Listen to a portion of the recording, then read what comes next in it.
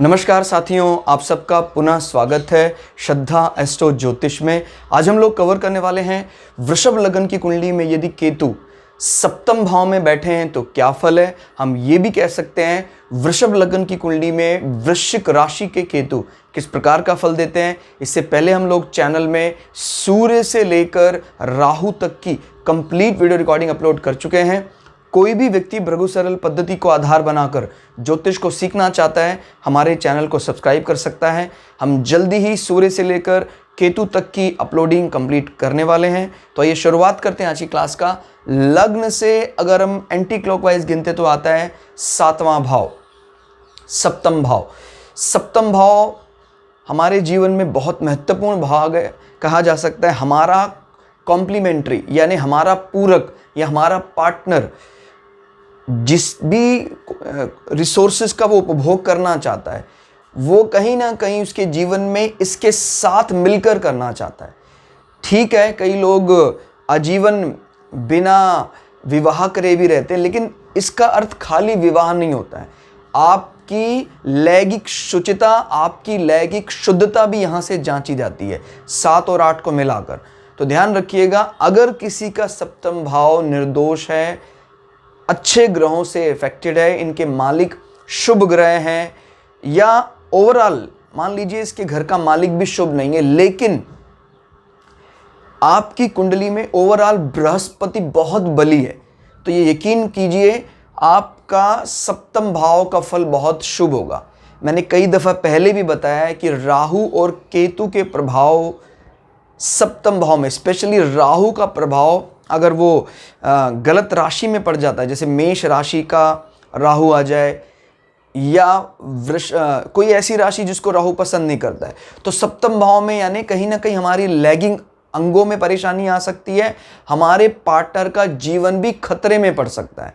मेष राशि का राहु निश्चित रूप से अगर कोई दूसरे ग्रह यानी मंगल भी कमज़ोर हो जाए तो निश्चित रूप से पार्टनर की जो अल्पायु की बात करता है। तो ये ध्यान रखना है कि सप्तम भाव में मजबूती ना सिर्फ हमारे पार्टनर के बारे में बताता है, हमारी लैंगिक शुचिता की बात करता है, हमारे इंटरनल सेक्सुअल ऑर्गन में कोई भी दिक्कत है वो सप्तम भाव से जांची जाती है। अब कई ज्योतिषविद मानते हैं कि भाई जो सेक्सुअल ऑर्गन है तो उनको तो सिर्फ अष्टम भाव से देखा जाता है। नहीं, ऐसा नहीं है, आपको 7 और 8 को मिलाकर देखना पड़ेगा। जो भी इंटरनल सेक्सुअल ऑर्गन की बात करते हैं हम, जैसे टेस्टिकल्स हैं और यूटेरस है, इन सब की जांच के लिए हम सप्तम भाव को टटोलते हैं, लेकिन जो एक्सटर्नल सेक्सुअल ऑर्गन है उसके लिए हम अष्टम भाव को चुनते हैं। तो अंतर को सही सही समझना है। और यहाँ पर अभी केतु बैठे हैं वृश्चिक राशि के। वृश्चिक राशि बहुत ही सस्पेंस में रहने वाली राशि मानी जाती है, छुपी हुई राशि मानी जाती है। अगर किसी जातक के लग्न में वृश्चिक राशि आती है या चंद्रमा वृश्चिक राशि में बैठ जाता है तो इनकी पर्सनैलिटी को डिकोड करना इनके घर वालों के लिए भी, इनकी माता पिता के लिए भी बहुत कठिन होता है। अब मैंने पहले भी बताया आपको, रहती सबके जीवन में 12 की 12 राशियां, लेकिन जिसके जीवन में ये राशि प्रथम भाव में आ जाती है उसके मन मस्तिष्क में अपनी पर्सनैलिटी, मस्तिष्क की भावनाओं को हाइड करने की टेंडेंसी रहती है, छुपाना चाहता है, ज़्यादा बातचीत नहीं करता अपना पॉलिसी को लेकर। और कुंडली में भी आपको ध्यान रखना है, अगर किसी का ठीक है पर्सनैलिटी यानी फर्स्ट हाउस में तो वृश्चिक राशि नहीं आ रही है, लेकिन जिस भी भाव में पड़ेगी उसको वो हाइड करना चाहेगा, ज़्यादा ओपन नहीं करना चाहेगा। अभी ये व्यक्ति एक तो अपने पार्टनर के बारे में बहुत ज़्यादा डिस्कशन करने से बचता है, ज़्यादा बातचीत डिस्कशन मतलब खुला जो समाज में वो ज़्यादा नहीं करना चाहता है। जहाँ तक बात इनके इंटरनल सेक्सुअल ऑर्गन की है, याद रखिएगा एक सबका व्यवहार अलग अलग होता है। कई लोग चाहते हैं कि नहीं यार मैं थोड़ा सा एक्सपोज भी हो जाऊं तो मुझे कोई दिक्कत नहीं है, जैसे आप इसको सौभाग्य मानिए, दुर्भाग्य मानिए, जो मर्जी कहिए। जैसे भारत के कुछ राज्य हैं जैसे गोवा वगैरह में लोग इसलिए जाते हैं कि भाई थोड़ा सा हम खुलकर घूम सके, अपने शरीर के अंगों का प्रदर्शन भी करना हो तो कुछ हिस्से में हमें छूट मिल जाती है। लेकिन ऐसे व्यक्ति जिसका सप्तम और अष्टम भाव में वृश्चिक राशि पड़ती है वो उस चीज को अवॉइड करता है, कोशिश करता है कि मैं उसका हिस्सा ना बनूं। तो ध्यान रखना, वृश्चिक राशि कहीं भी पड़े, अब जैसे मान लीजिए आपके आय के साधनों में पड़ते, तो वो कई ऐसे साधनों से धन कमाता है जिसके बारे में सिर्फ वही जानता है।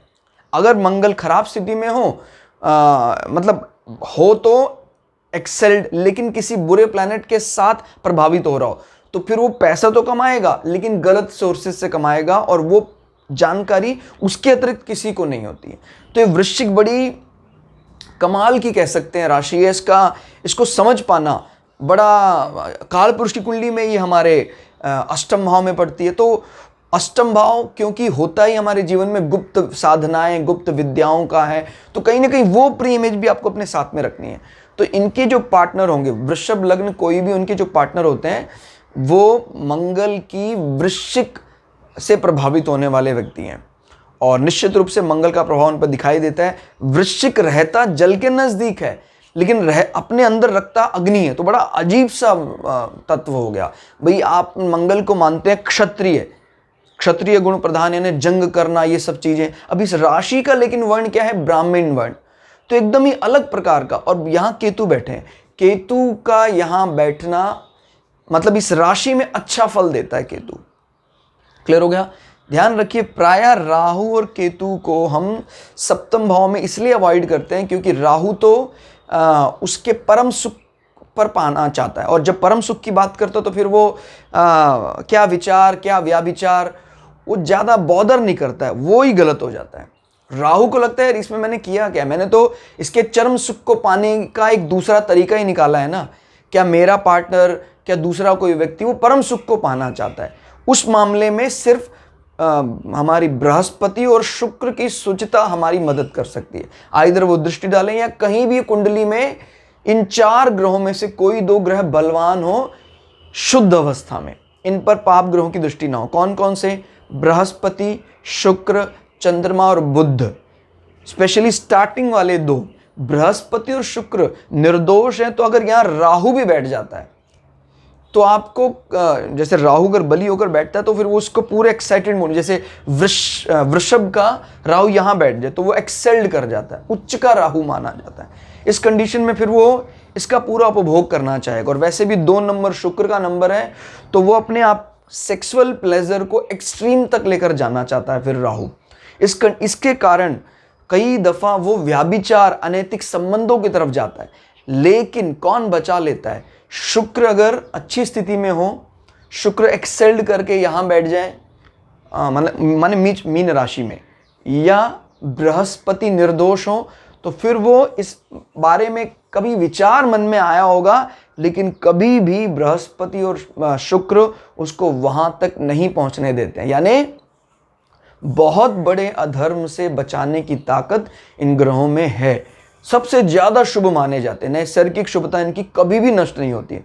शुक्र के बारे में तो यहां तक लिखा हुआ है ग्रंथों में कि अगर आपकी कुंडली का मारक शुक्र ग्रह है, और उस मारक जैसे कहा जाता है द्वितीय और सप्तम भाव का स्वामी को, अब जैसे मेष लग्न बाय डिफॉल्ट कालपुरुष की कुंडली में इसमें 2 नंबर और 7 नंबर आ रहे हैं, यानी शुक्र का नंबर आता है, तो वो शुक्र मारक होकर भी अगर अकेले प्रभाव में आ रहा है तो वो मारक के फल नहीं देता है, यानी दुश्मनी में भी एक शराफत रखता है।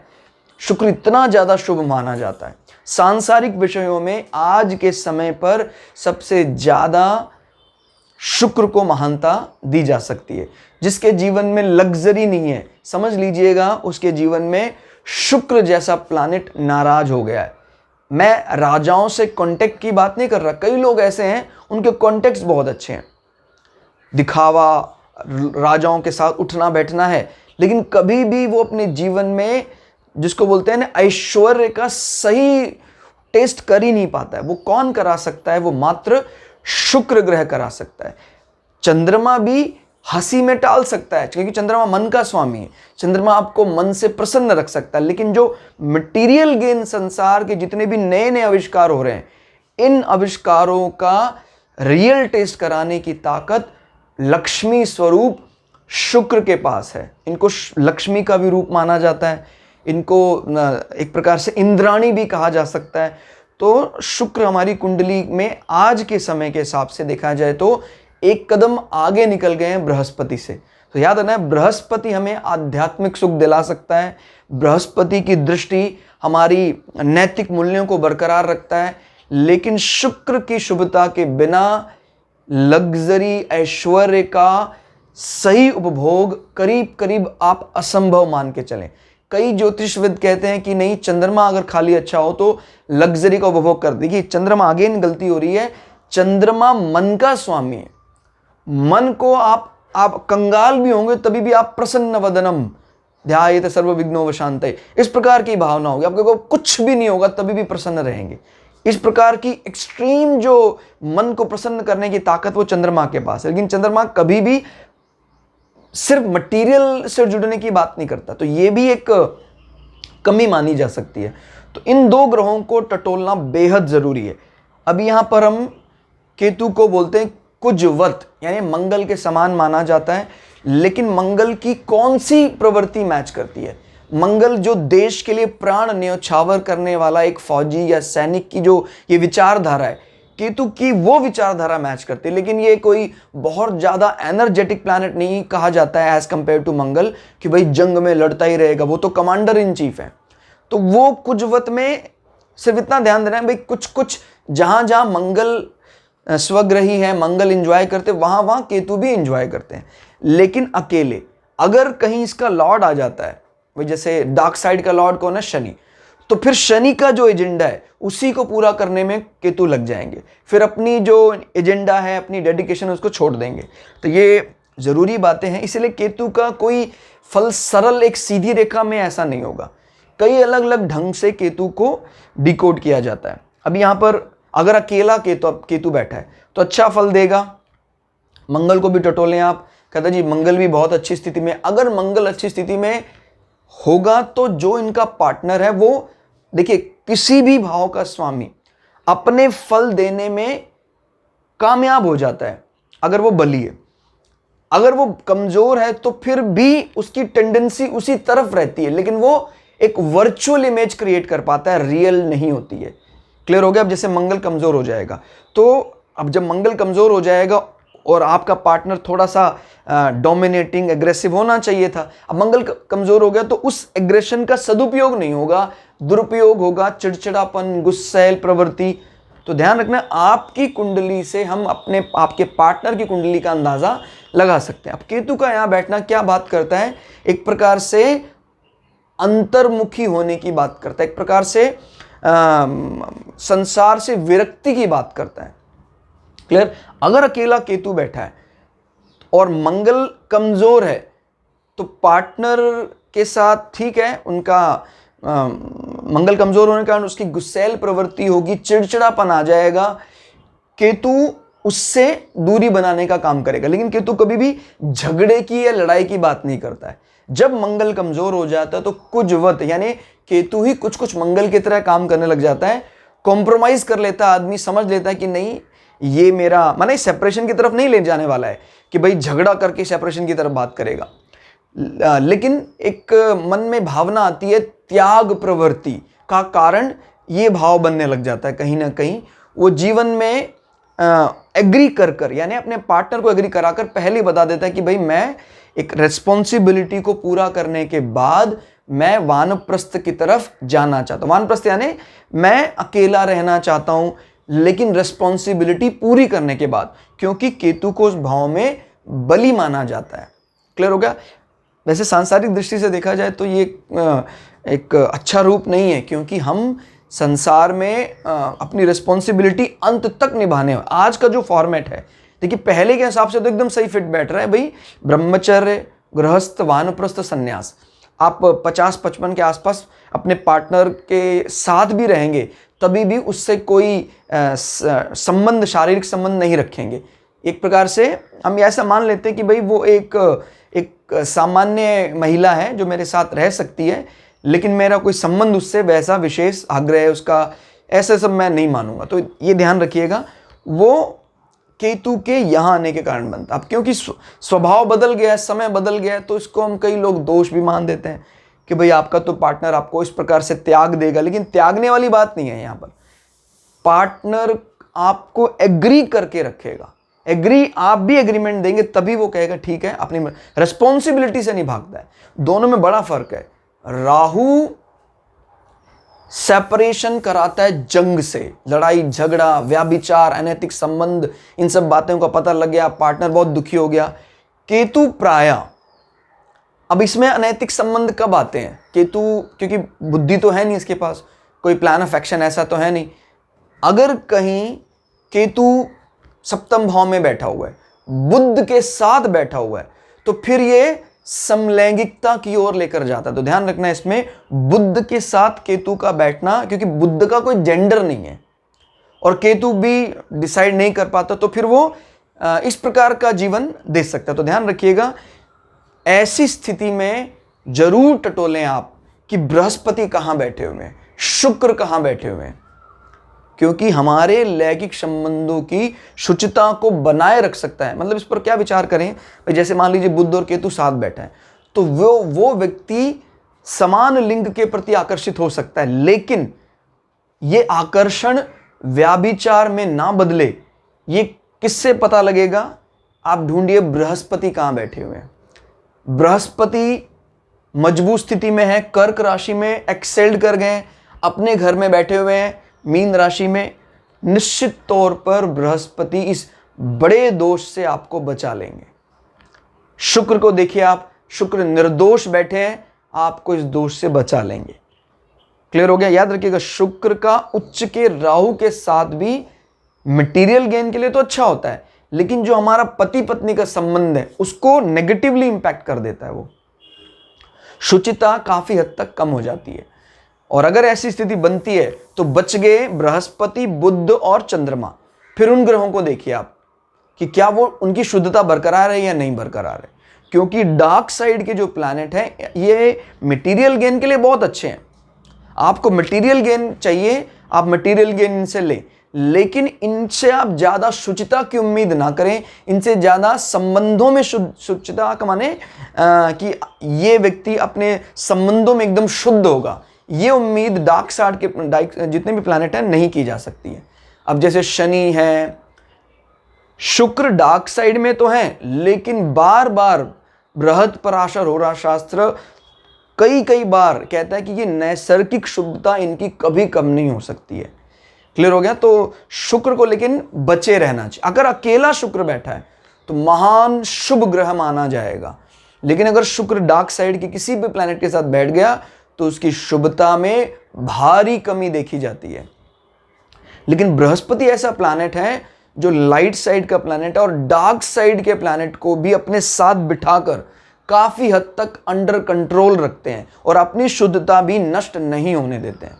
तो ये अलग अलग प्रकार का फल देखने में आता है। तो कुल मिला के देखा जाए तो सप्तम भाव में बलि केतु होने के बावजूद भी देखिए, अगर चंद्रमा का बल मिल जाता है तो जीवन रिजल्ट किसके पास है? मंगल के पास, सॉरी।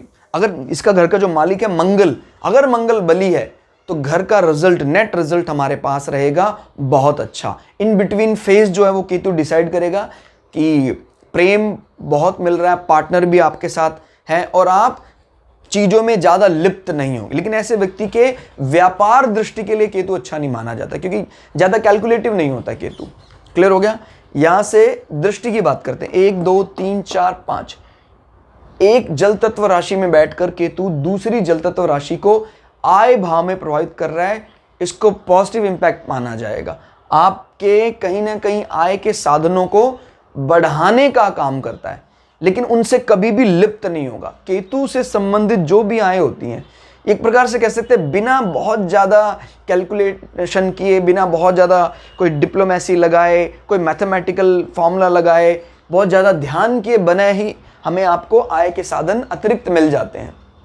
और क्योंकि वो केतु आपके पार्टनर के हाउस में बैठा है, तो कहीं ना कहीं directly indirectly your partner responsible for your extra income. ठीक है? लेकिन इस 11वें भाव में केतु की दृष्टि ये भी बताती है कि बड़े भाइयों से, बड़ी बहनों से संवाद बहुत कम होता है। लड़ाई की या झगड़े की बात नहीं हो रही है, ध्यान रखिएगा, क्योंकि केतु का नेचर ही ऐसा है भाई, संसार से अलग मोक्ष की दिशा, तो वो कहीं ना कहीं वो उस एजेंडे का भी ध्यान रखता है। तो 11वें भाव में भी अगर जैसे बृहस्पति बैठे हुए हैं तो बृहस्पति शुभ है। कहीं भी केतु और बृहस्पति का मिलन जो आता है वो मोक्षदायक माना जाता है। तो 11वें भाव को लेकर वो कहीं ना कहीं सांसारिक दृष्टि से निर्लिप्त हो जाते हैं। बहुत ज़्यादा टेंशन लेना, बहुत ज़्यादा ध्यान देना, वैसे भी जहाँ मीन राशि आय के साधनों को ध्यान देने वाली होती है, बेहद सात्विक राशि है। बृहस्पति का रोमांटिक फेज माना जाता है मीन राशि को, क्योंकि शुक्र की फेवरेट राशि है। तो ये ज़्यादा कैलकुलेटिव नहीं होती, बहुत ज़्यादा कैलकुलेशन वैसे भी ये लोग नहीं करते हैं कि भाई क्या इनकम आ रहा है, मेरे इतने 1000 रुपये कम कैसे हो गए, सब ज़्यादा बॉदर नहीं करते हैं। और केतु की दृष्टि इन चीज़ों से वैसे भी दूरी बनाए रखता है। क्लियर होगा? अच्छा फल देता है मतलब एक प्रकार से। और 5, 6, 7 सातवीं दृष्टि को काउंट नहीं करते हम। 8, 9 9वीं दृष्टि से केतु कर्क राशि पर दृष्टि जमाए हुए हैं। कर्क राशि हमारे छोटे भाई बहनों को रिप्रेजेंट करता है। अगर कर्क राशि का स्वामी चंद्रमा बली स्थिति में है तो केतु की ये दृष्टि ये बताती है कि भाई बहनों के साथ ओवरऑल संबंध अच्छे रहेंगे, लेकिन केतु आपको एक प्रकार से उनका कहते बार बार उनका ध्यान करने वाला इस प्रवृत्ति को दूर करता है। कुछ ऐसे ही जैसे भी 11वें भाव में बताया था। अगर चंद्रमा की स्थिति मजबूत है तो नेट रिजल्ट हमेशा अच्छे होंगे। और केतु की दृष्टि, कई लोग इसको गलत मान सकते हैं, छोटे भाई बहनों को ध्यान रखना चाहिए, संवाद करना चाहिए। संवाद के मामले में बड़ों से भी और छोटे भाई बहनों, ये क्योंकि चाचा का भी घर होता है तो ये चाचा पक्ष से भी संवाद नहीं करते हैं, बहुत कम करते हैं। और ये हमारे छोटे भाई बहन हमारे नेबर्स का भी हाउस है, तो यहाँ पर दृष्टि कहीं ना कहीं संवाद को भी कम करता है। कम्युनिकेशन की अगर हम बात करते हैं तो देखिए, जो सांसारिक विषय होते हैं, सांसारिक विषयों में तो कहीं ना कहीं आपको डिप्लोमेसी चाहिए और प्लानिंग चाहिए, इन सब में तो राहु पारंगत है। केतु की दृष्टि फॉर्मल कम्युनिकेशन को कमजोर करने का काम करती है। सांसारिक विषयों में अच्छे आंकड़े, तुरंत अपडेट होना अच्छा माना जाता है। केतु द्वितीय भाव की वाणी के लिए बहुत अच्छा है। आध्यात्मिक ज्ञान को डिलीवर करता है अगर व्यक्ति, कमाल की शक्ति देखने में आती है। लेकिन केतु अगर तृतीय भाव को प्रभावित करता है तो, और जैसे उसको किसी बैंकिंग सेक्टर में आपने जोड़ दिया, या कर्क राशि कहीं ना कहीं कोई मरीन इंडस्ट्री, वाटर एंटरटेनमेंट, इस प्रकार की कोई इंडस्ट्री से आपने जोड़ दिया और केतु की दृष्टि पड़ रही है, तो केतु की दृष्टि अगर चंद्रमा बहुत मजबूत स्थिति में है तो ठीक है, चंद्रमा संभाल लेगा। लेकिन केतु बार बार ऐसा एहसास कराता रहता है कि भाई तू तो उस चीज के लिए बना है जो संसार से विरक्ति की बात करता है, संसार से त्याग की बात करता है, क्योंकि ये कम्युनिकेशन का हाउस है। कौन सा कम्युनिकेशन? सांसारिक विषय, और ये आध्यात्मिक विषय। तो कुल मिला के केतु का यहाँ जो प्रभाव देखा गया है वो अच्छा माना जा सकता है। क्लियर हो गया? तो आज की क्लास में इतना ही। क्लास आपको कैसी लगी कमेंट करके जरूर बताइएगा। मिलते हैं अगली क्लास में, तब तक के लिए जय श्री भगु पराशरा, जय श्री शुक्राचार्य, नमस्कार।